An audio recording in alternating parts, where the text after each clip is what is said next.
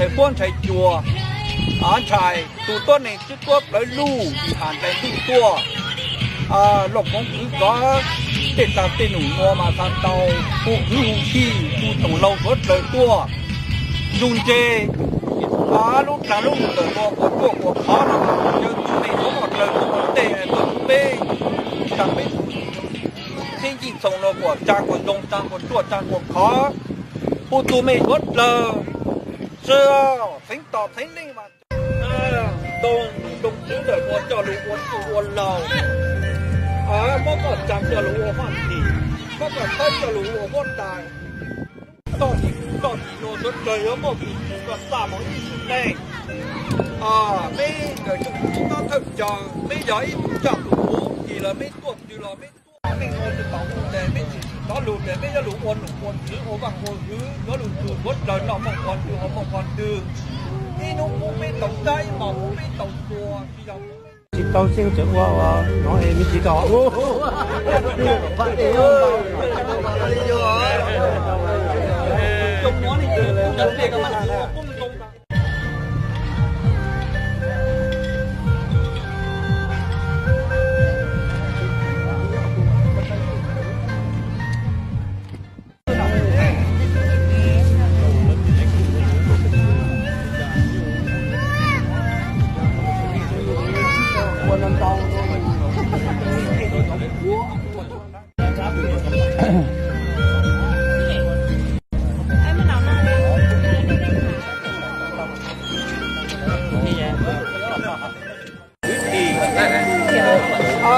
下去过程中，老师教的，靠气了嘞，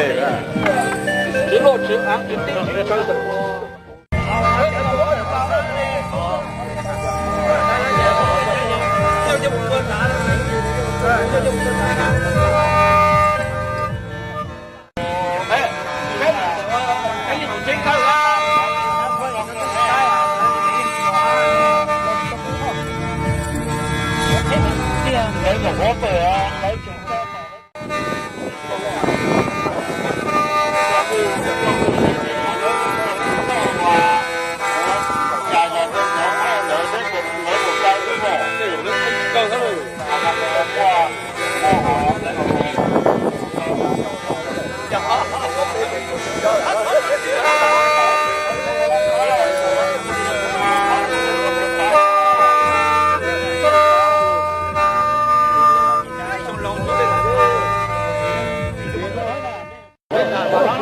ครับวันนี้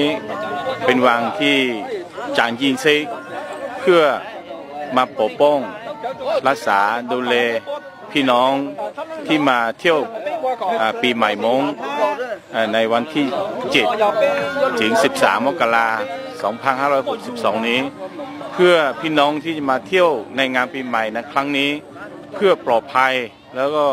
มาเที่ยวให้สนุกและมีความสุขกับครอบครัวทุกๆคนตลอดไปนะครับ